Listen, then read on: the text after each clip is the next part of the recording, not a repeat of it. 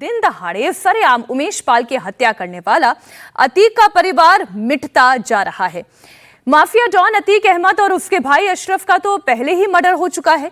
अतीक का बेटा असद भी झांसी में ही एनकाउंटर में मारा जा चुका है। अब अतीक अहमद के एक और बेटे की मौत हो गई है। अतीक अहमद के सबसे छोटे बेटे अबान अहमद की सड़क हादसे में जान गई। अबान अपने 4 दोस्तों के साथ कार से झांसी जेल में बंद अपने दूसरे नंबर के भाई अली अहमद से मिलने जा रहा था, लेकिन झांसी पहुंचने से 70 किलोमीटर पहले ही पुंछ थाना इलाके में उसकी तेज रफ्तार कार डिवाइडर से जाकर टकरा गई। ये टक्कर इतनी भीषण थी कि कार 7 फीट हवा में उछली।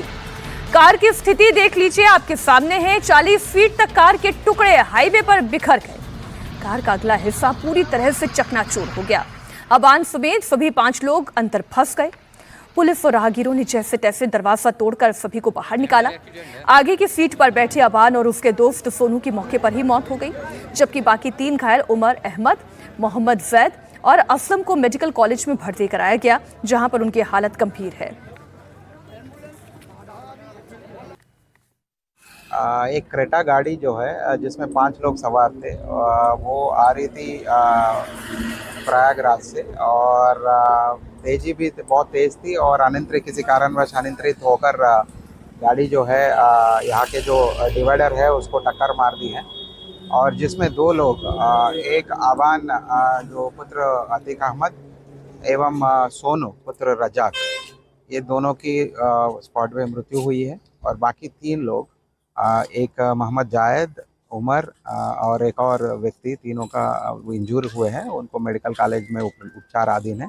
फिलहाल उनकी स्थिति अभी सामान्य है, उनको भी पूछताछ किया जा रहा है। प्रथम दृष्टया ये लोग उनसे पूछताछ करना, और बाकी यहाँ के जो सामने चश्मदीद गवाह वगैरह से जब पूछताछ हुई है कि गाड़ी बहुत ही तेज़ी से आ रही थी, क्रेटा गाड़ी थी, और किसी कारणवश अनियंत्रित हो गई और सीधा आके जो पीछे वाला बड़ा डिवाइडर है उसको टक्कर मार दी। पता चल पाया कहाँ जा रहे थे लोग? फिलहाल जो हमारे सहयोगी रुचि कुमार हमारे साथ लाइव जुड़ गई हैं। वाकई में ये एक्सीडेंट तो रुचि, हमने तस्वीरें देखी, बहुत ही भयानक था। अतीक अहमद की पत्नी शाइस्ता, अभी तक उनके बारे में कोई जानकारी नहीं आई है, वो तब से गायब हैं। अब तो अतीक अहमद का बेटा उनका अपना बेटा नहीं रहा इस दुनिया में। पुलिस क्या कह रही है? क्या कोई संभावना है कि शाइस्ता अब शायद सामने आए?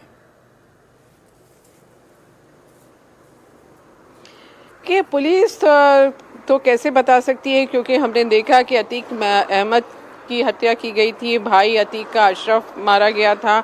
उसके पहले ही असद, जो सबसे बड़ा बेटा था अतीक का, उसका एनकाउंटर हो गया था, और किसी का भी जो जनाजा उठा या अंतिम संस्कार हुआ, ये कयास लगाया जा रहा था कि शाइस्ता आएगी, लेकिन शाइस्ता नहीं आई।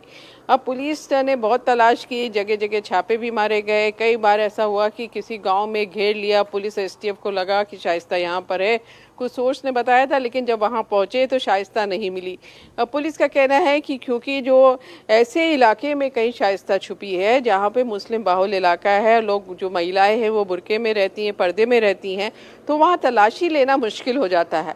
तो अब जब ये इस बेटे की मौत हो गई है, के अंतिम संस्कार में शाइस्ता आएगी, पुलिस भी कयास लगा रही है। लेकिन ये ज़रूर है कि पुलिस का कहना है कि क्योंकि कहा जा रहा है कि अतीक के इस बेटे का जो अंतिम संस्कार है वहीं प्रयागराज में, जहां अतीक का अंतिम संस्कार हुआ था, वहीं पर किया जाएगा, तो पुलिस को वहां पर अलर्ट किया गया है कि अगर जब ये दफनाया जाए तब कहीं शाइस्ता वहां ना पहुंच जाए, क्योंकि इनामी है। पिछले कई साल से 2023 में उमेश पाल की हत्या हुई थी, और उसके बाद से ही शाइस्ता फरार है, पुलिस के हाथ नहीं आ रही। और सिर्फ शाइस्ता ही नहीं, जो अतीक का भाई अशरफ था, उसकी पत्नी भी फरार है, वो भी वांटेड है। तो पुलिस कोशिश करेगी कि इस मौके पे अगर वो आती है, अपने बेटे का आखिरी बार दर्शन करती है, तो पुलिस उसको गिरफ्तार कर सके। लेकिन मीनाक्षी, क्योंकि अभी तक नहीं आई है, तो पुलिस को उम्मीद नहीं है कि वो इस बार भी आएगी। बहुत शुक्रिया रुचि आपका पूरी जानकारी के लिए।